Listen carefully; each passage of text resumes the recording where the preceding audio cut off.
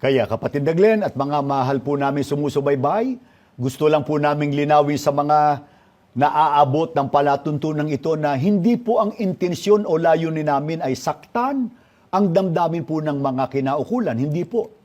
A few moments later. O tatanungin kita, anong religion yon? Katoliko po. Katoliko, Opo. sapagkat alam ng nakararami, hindi debatable. Opo. Pagka nagsasign of the cross, karaniwan, yun ang sign ng pagiging Katoliko. Kaya kapatid na Glenn, anong masasabi natin?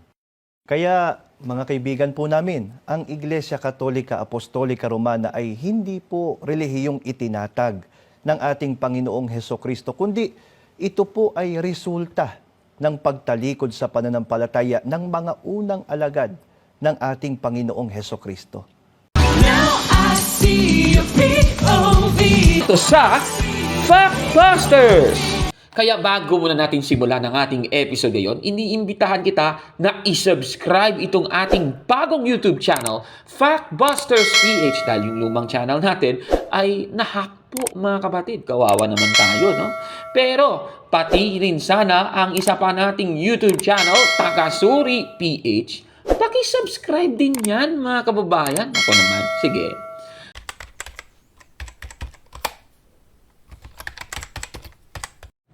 Magandang araw mga kapatid and welcome na naman sa isang bagong episode ng Factbusters PH. Babasahin natin ang Filipos Kapitulo 3, versikulo 18. Ganito po ang mababasa.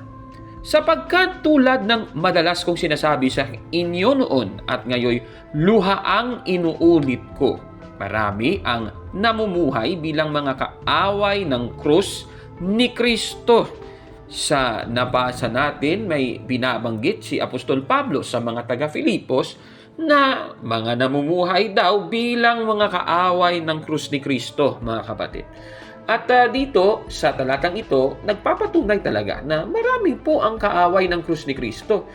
At tandaan natin, kahit nga si Apostol Pablo, kanya pong ipinagmamalaki ang krus ng ating Panginoong Hesukristo na siyang mababasa sa Galatia 6:14, mga kapatid. Talagang ipinagmamalaki ni Apostol Pablo ang krus ng ating Panginoong Hesukristo at isa nga sa paraan ng mga Katoliko para ipagmalaki ang krus ni Kristo ay sa pamamagitan ng pag-aantanda ng Santa Cruz, mga kababayan.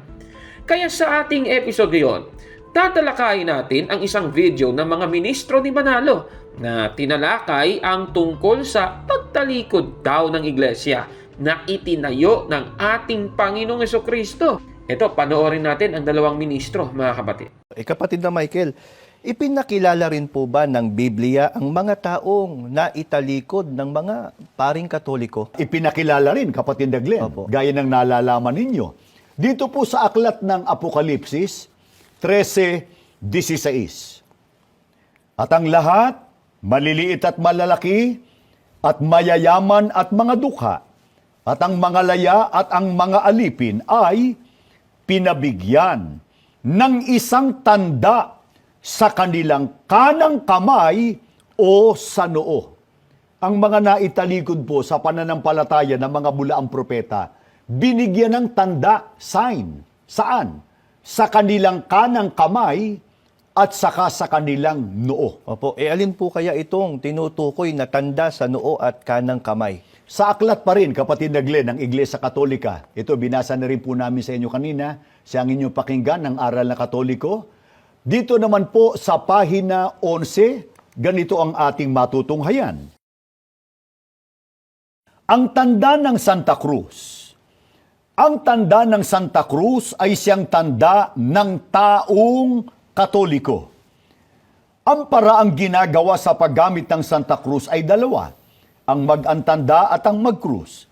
Ang pag-aantanda ay ang paggawa ng 3 krus ng hinlalaki ng kanang kamay, ang unay sa noo. Malino po ang ating binasa sa aklat na ito ng Iglesia Katolika, mga kaibigan po namin. Ang sabi po nila, ang tanda ng Santa Cruz ay siyang tanda ng taong Katoliko. Sana napansin din po ninyo paano raw po nila ito isinasagawa, yung sign of the cross ayon sa ating binasa, sa pamamagitan ng hinlalaki ng kanang kamay. Kanang kamay. Alin po ang unang tinatandaan? Ang sabi po, ang unay sa noo. O kaya nga kapatid na Glenn, gaya ng nalalaman mo rin, halimbawa, nagkukommute Opo. o sumasakay ang isang tao doon sa pampublikong sasakyan Opo. at meron siyang mga kasamang mga pasahero. Opo.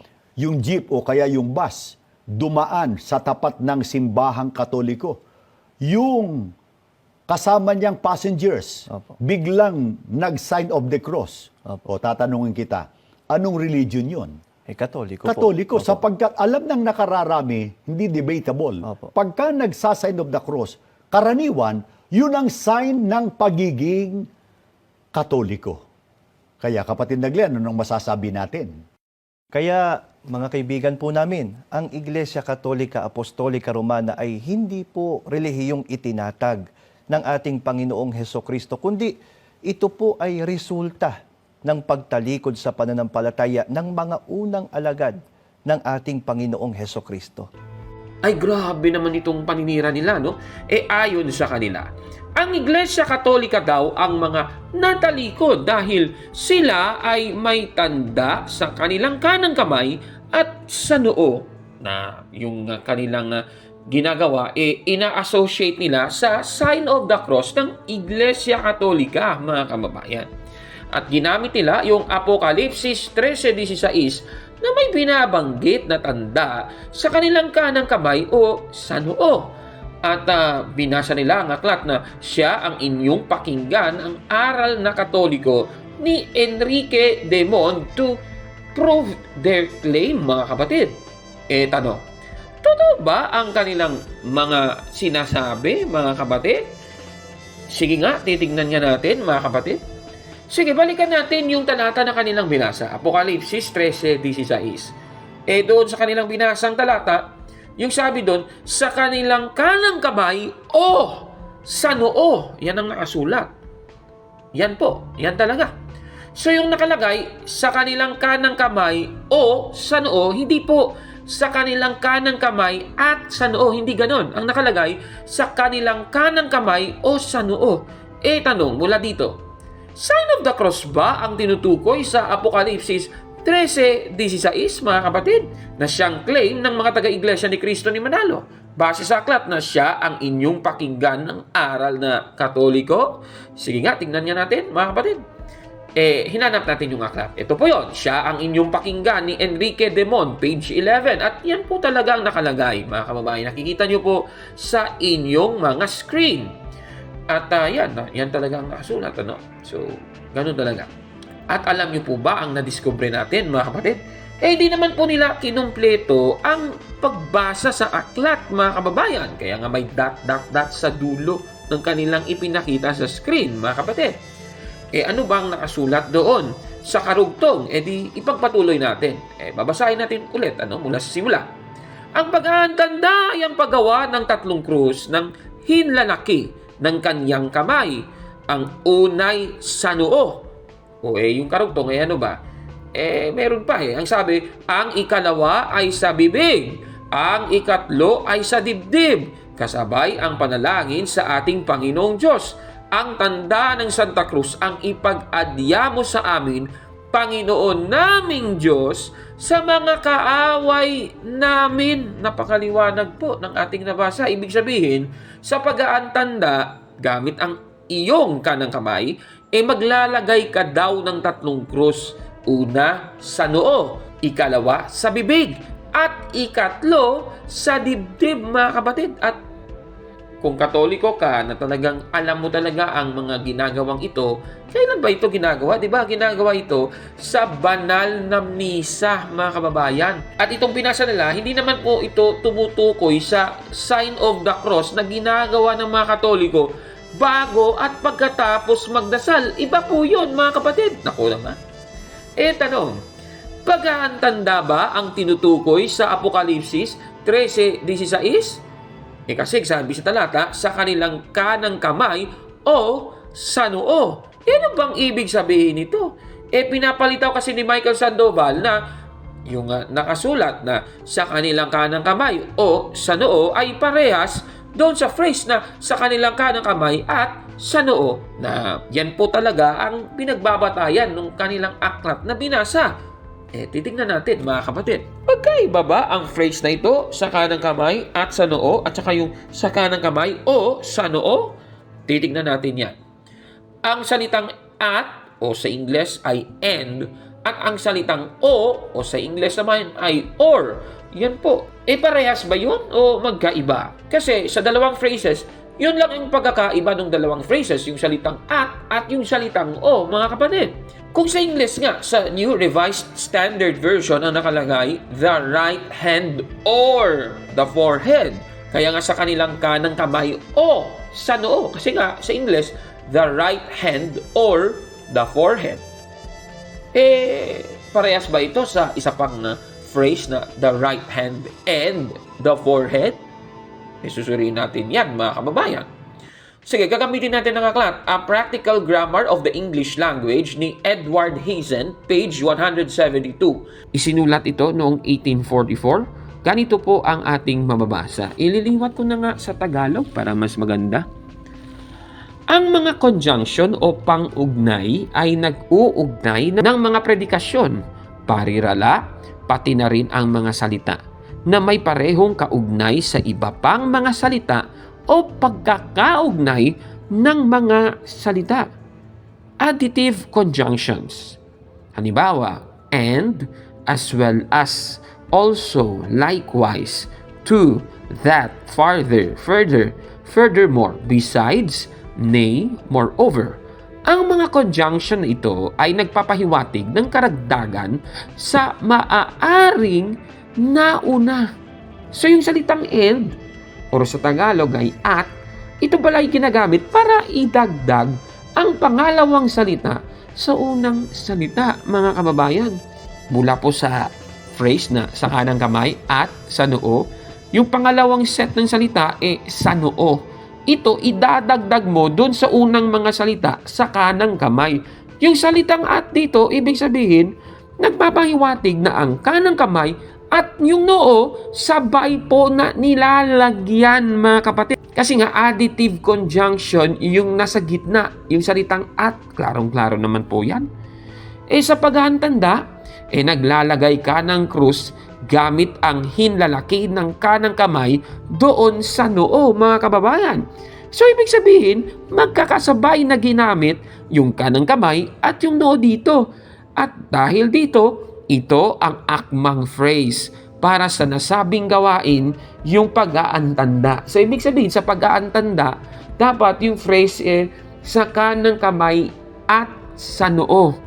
Ang problema, yung nasa Apokalipsis 13:16, yung nakalakay doon, sa kanilang kanang kamay o sa noo, hindi po at sa noo. Naku naman, napakaliwanag po niyan, mga kapatid. Ngayon, yung phrase na nasa Biblia, nasa Apokalipsis 13:16 na sa kanilang kanang kamay o sa noo, ano ba ang ibig sabihin nito? Sige nga, tignan niyo natin.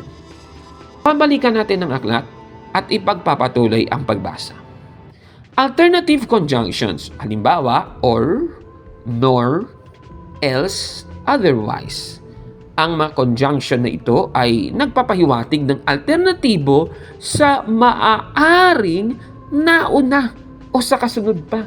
Klarong-klaro, ibig sabihin, ang salitang or, o sa Tagalog ay o, ay ginagamit po para maging alternatibo ang pangalawang salita sa unang salita, mga kababayan. Ibig sabihin, kapag merong salitang or, o di naman kaya o, ibig sabihin nun, yung dalawang salita, pinagpipilian mo yun, mga kababayan. So, ibig sabihin, yung sa kanang kamay o sa noo, na nasa Apokalipsis 13:16, yung salitang sa noo, pinipili po kung sa noo o sa kanang kamay, mga kababayan. Klaro-klaro, yan po yung pinapahiwatig na isa lang sa kanang kamay at sa noo yung lalagyan ng krus. So yung nakasulat sa Apokalipsis 13:16 na sa kanang kamay o sa noo, ibig sabihin hindi siya associated sa sign of the cross, mga kapatid.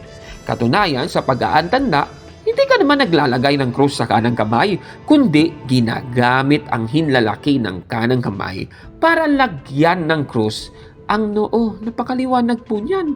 Katunayan, mababasa natin yan sa May Catholic Faith ni Most Reverend Louis Laravuair Moro sa page 392. Ang sabi dito, eto, small signs of the cross are made with the thumb of the right hand, o kanang kamay, on the forehead. Klarong-klaro, sa noo. So maglalagay ka ng krus gamit yung hinlalaki ng kanang kamay mo sa noo. Napakaliwanag po niyan. Ibig sabihin, base po sa ating tinalakay, ang pari na lang sa kanilang kanang kamay o sa noo na sa Apokalipsis 13:16 ay hindi po parehas nung gustong ipalitaw ni Michael Sandoval, at yan naman ang ginagawa sa pag-aantanda ng Santa Cruz na sa kanilang kanang kamay at sa noo. Magkaiba po yun, mga kababayan. Ibig sabihin, hindi po pag-aantanda ng Santa Cruz ang tinutukoy sa Apokalipsis 13:16. Napakaliwanag. Kaya hindi po mapapatunayang ang Iglesia Katolika ang natalikod sa pananampalataya dahil sa sign of the cross, mga kapatid. Hindi ganun yun. Kaya sa sinasabing ito ng dalawang ministrong ito, Sana napansin din po ninyo paano raw po nila ito isinasagawa, yung sign of the cross.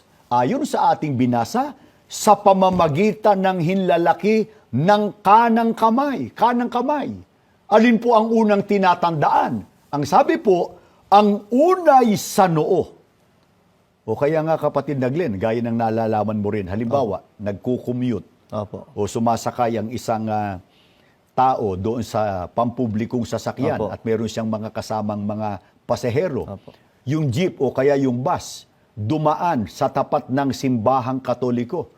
Yung kasama niyang passengers, biglang nag-sign of the cross. O tatanungin kita, anong religion yun? Katoliko po. Katoliko, sapagkat alam ng nakararami, hindi debatable. Pagka nagsa-sign of the cross, karaniwan, yun ang sign ng pagiging Katoliko. Kaya kapatid na Glenn, anong masasabi natin? Kaya mga kaibigan po namin, ang Iglesia Katolika Apostolika Romana ay hindi po relihiyong itinatag ng ating Panginoong Hesukristo, kundi ito po ay resulta ng pagtalikod sa pananampalataya ng mga unang alagad ng ating Panginoong Hesukristo. Busted! Yan! Mali yan! Tapos, sa lagay nito, hindi pa raw sila naninira daw. O eto, panoorin natin. Kaya kapatid na Glenn at mga mahal po namin sumusubaybay, gusto lang po naming linawin sa mga naaabot ng palatuntunan ito na hindi po ang intensyon o layunin namin ay saktan ang damdamin po ng mga kinaukulan. Hindi po. Ang inihahayag lang po namin ay ang mga katotohanan na itinuturo po ng Biblia o ng mga salita ng Panginoon Diyos. Kung ano ang naging kasaysayan ng Iglesia na itinayo ng ating Panginoon Jesucristo noong unang siglo. Ikaw, naniniwala ka ba na sila ay hindi naninira? Nako naman. Ngayon, ang tanong, Iglesia Katolika ba talaga ang tinutukoy sa binasa nila Apokalipsis 13:16? Susuriin natin yan. Ang gagawin natin, babasahin natin muli ang talata, tapos itutuloy natin sa versikulo 17. Ganito po ang ating mababasa.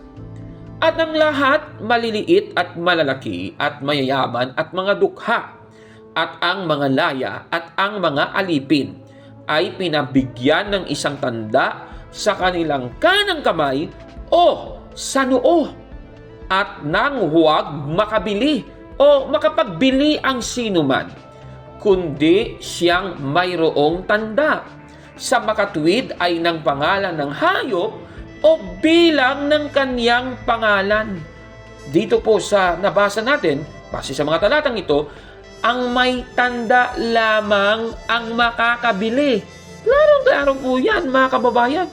May mga narinig ka na bang mga binibenta na Katoliko lang ang nakakabili dahil nag-aantanda sila? Wala namang ganon, mga kababayan. Nako naman.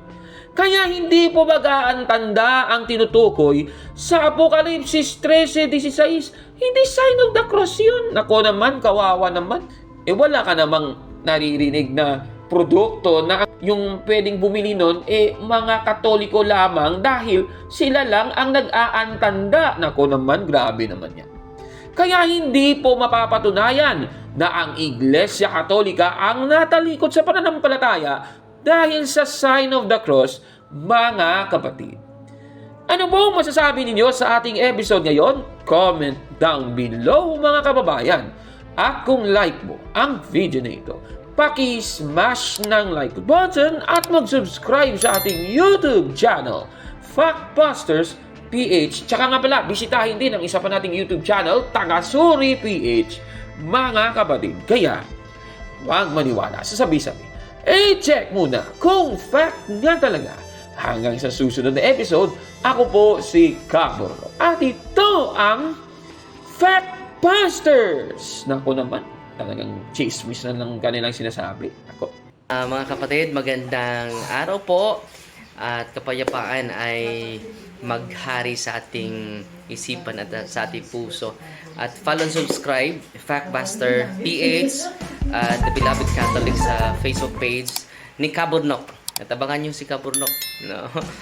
Dahil marami siyang i-reveal na mga maling aral at matutuhanan natin ang katotohanan. Dahil ang katotohanan ay magbigay sa atin ng tunay na kalayaan. God bless!